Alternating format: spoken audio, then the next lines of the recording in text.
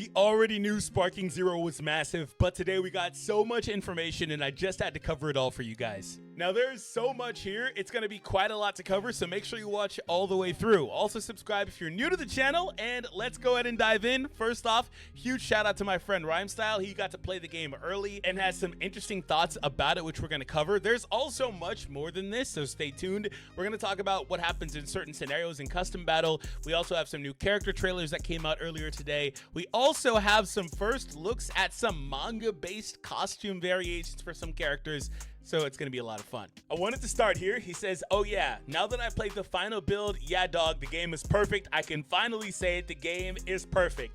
That's a lofty bar, but I'm really excited. Make sure you subscribe. He also says the Potara system to buff characters is back like in Tenkaichi. Oh boy, I'm pretty sure they showed that before, but if they didn't, I synced it. Health, buffs, stats, etc. You can make the CPU pretty cracked. That's gonna be a lot of fun. I'm really excited about that. He also mentioned he didn't get footage of full power Bojack, but he does have a new ultimate that's based on what happens to him in the movie, and it's actually pretty sick. I'm so excited to see whatever tweaks they've made to characters, attacks, or patterns, etc. from the previous game, and the way that the devs infused their soul into this game. I'm really excited about that. Oh, I also tested it, but Super Saiyan 3 Goku's Dragon Fist also works on Giants.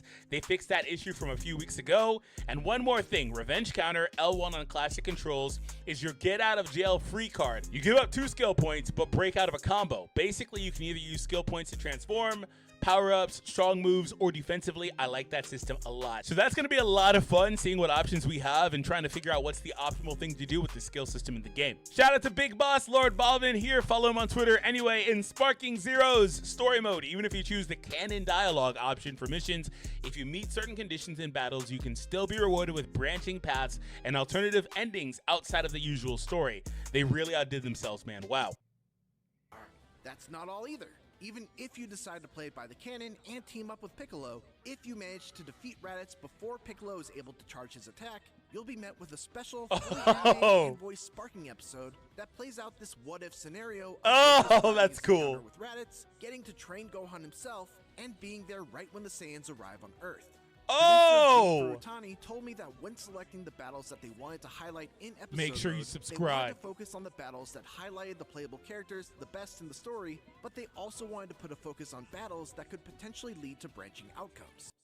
That's not all either. That's crazy. It's not like we didn't know this was a thing. It's just crazy to see it in action. Like, there's so many scenarios with over 5,000 different lines of dialogue, all the other stuff, all the customization of this. This is crazy. This is going to feed families for generations. This is so absurd. All the what if stuff, man, that's really cool. I wonder what was the catalyst for them wanting to do this what if stuff. I don't want to make it sound like we did this, obviously, not me in particular, but like YouTubers. But I wonder if all those what if videos that have been going on for the last like decade on YouTube or have anything to do with this. It's so cool to see them acknowledging, even if it didn't, just so cool to see them acknowledging these branching timelines. Hey, a Marvel reference there. And seeing how this stuff is all played out. That's really awesome. What's your one what if that you're looking forward to doing? This is a cool one. I would like to see maybe something along the lines of the Cell games ending. Like if Goku didn't have to sacrifice himself there, that would have been a cool one.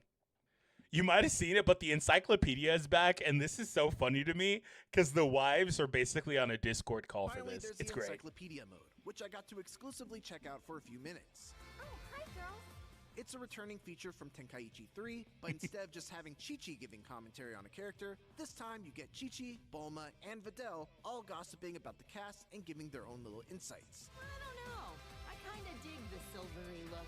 The little bits I got to listen to were all very amusing, like the girls commentating on how ugly Goku becomes when he transforms into a Super Saiyan 3 form, Scary he is.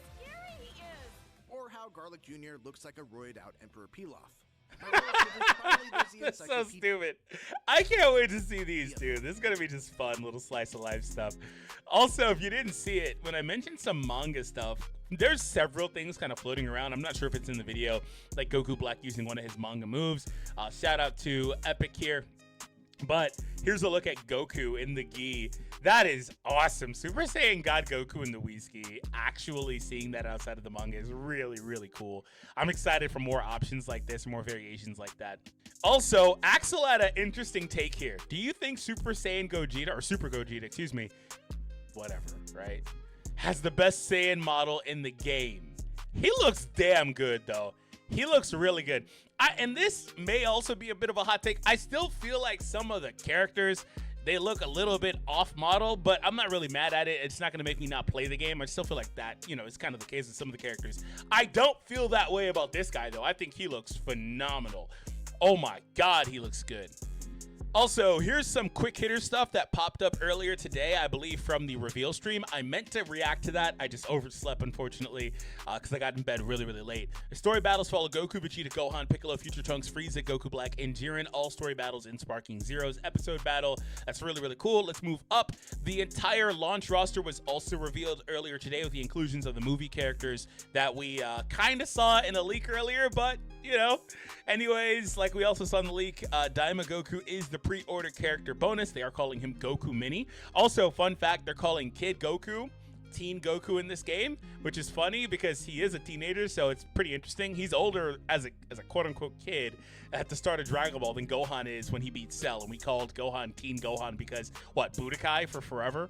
Anyway, you also get 3 days of early access when you pick up the premium version of the game, so I'm going to have to make sure that I do that. I have not actually pre-ordered.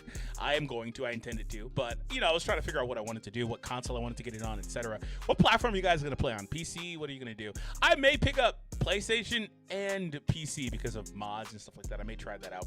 Also, earlier today, here's a look at some of the characters that were revealed. And the fun thing about some of these character reveals, we see Z Broly here, is that there are also some really fun interactions like Z Broly and Super Broly. We got to look at that earlier. Now, Globku got to play the game earlier, and I'm not sure about all the sourcing for all these different clips that are on Twitter, so forgive me for that. I don't know who has what, like where these videos are coming from, aside from like Globku and a little bit of that. But one fun thing is that we did get a bunch of like UI Goku centric stuff because Globku really went in on that. And look at this cutscene here. Looks amazing, right? Looks so good. Kefla looks amazing. Unfortunately, Twitter's super compressing it, but it is what it is. Here's MUI Goku, or, you know, just Ultra Instinct, non-Omen. All right, so let's move on to the next one. And again, in Globku's video, there's also some really fun stuff when you take a look at the customization. Stuff that we knew. Goku looks really small here. How do you feel about the menus in this game? I think the home screen looks kind of good. I think the rest of it looks kind of generic, to be honest. But I'm not really mad at it. It's not going to make you not want to play the game. But that being said, here's a look at this. We have outfits, CPU settings, their emotes, their background music, the fusion animations. Like, there's a lot of customization to this. Also, techniques and transformations, all that stuff. There's a lot of customization here. So that's really, really interesting. You know, I have been, I want to say nervous. I'm not, and I still kind of feel this way. I'm not so sure. Like, if you're a YouTuber trying to grow on this game, there's just going to be so much saturation. But what I think is going to be the case is that what if missions and like customization, custom fights, blah, blah, blah, that's going to be where you, if you're watching this video and you're thinking about making content, and this also is something I'm going to do, I think that's where you're going to find your niche in this game because it's going to be so, for general content, it's going to be so saturated. It already is, right? Challenge and missions menu. See, like, this is what I meant when I said that the mission, the base menu looks pretty good. I like this. And then there's one where you see the characters like Bulma's house or whatever. Here's a look at some other variations, like, for example, DBS Bardock. And I think that's just a costume variation for regular Bardock, which is fine. Here's Teen Goku there. It's so funny not to call him Kid because that's what I've always called him, but that's him. Also, you can edit every single button in Sparking Zero. You can do whatever mappings you want. That's not terribly surprising, but it's nice to have. Launch stages for Sparking Zero, if they have an arrow next to them, it means it has a variant, so like Night and Day. So World Tournament, Night and Day, Rocky Land, Night and Day City, Land of the Kais, Hyperbolic Time Chamber, Tournament of Power Arena. You subscribing to DFree's channel because you haven't done it yet. Destroyed Planet Namek, okay? I do like how DS Sparking News here is plugging this video every time. Shout out to them for that. The character selection screen here looks really, really cool for UI Goku. He looks awesome. So we get to look at him. We get to see some of the roster. But again, we already kind of saw this. We already kind of know these characters, so not the craziest stuff. Yajirobe is there, so that's pretty cool. He was in one of the earlier trailers. So, if I recall correctly, right? So here's a look at Trunks. The drink, Future Trunks, looks great. Yeah, Trunks looks really good there, okay? I really like that. I think his hair looks a little bit small, weird, I don't know. That's kind of what I mean when I say there's like minor things, but it's nothing that's going to make me upset or not want to play the game, right? It's just their art style for this game overall. So it's pretty like in sync with the entire game, what they've chosen to do. So here's an exchange between Kefla and Goku.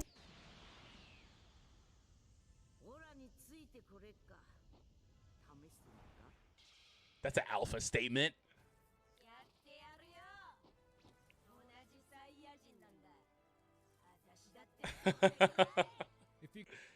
That's really cool. I like it. I like it. I like it. All right. I can't wait to see all the crazy interactions. Ultra Instinct Goku, Flash, Sign, Super Attack, and Sparking Zero. So now we're going to see some of the attacks that Globku was using with this Goku and stuff like that. I'm not really going to worry too much about these. One thing that was fun that I saw was that he did have the auto dodge, point blank Kamehameha there. Ooh, Topo getting destroyed. Yeah, the auto dodge was pretty neat. Woo, that looks so sick. That's going to look so sick on my big screen TV, dude. Oh, my God. I am so excited about that. New emote wheel in Sparking Zero. So, yeah, you can customize the emotes, and they have a wheel for it, so you can do the emotes and taunt your opponent. That's nice. I like how we used to just call them taunts. Now we call them emotes, baby. All right, Goku GT's Dragon Fist. So a bunch of animations like that. UI Goku has auto dodge. The drawback is you lose ki when you auto dodge.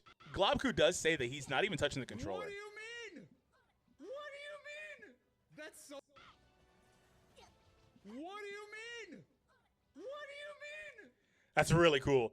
That's really, really cool. I like how they captured that moment as well. Like, it couldn't be UI without the auto dodge, because that's the whole shtick of that, or a big part of the shtick of the Ultra Instinct, right? So here's the ultimate attack, Supreme Kamehameha. Whoo! Why they gotta do my boy Hit like that? Doing him hella dirty. Encyclopedia mode we already covered. There's some other stuff here like Super Saiyan 4 Goku's special move, Dragon Fist right there. We also have a look at Bardock a bit more close up. He looks damn good. That costume looks amazing. I knew that the DBS Bardock looked good, but I think he looks really good in this game. He looks damn good. He looks really, really good. So that's mostly everything. There's a few other things we're going to look at. Oh, here's a look at Goku Black with his manga move here.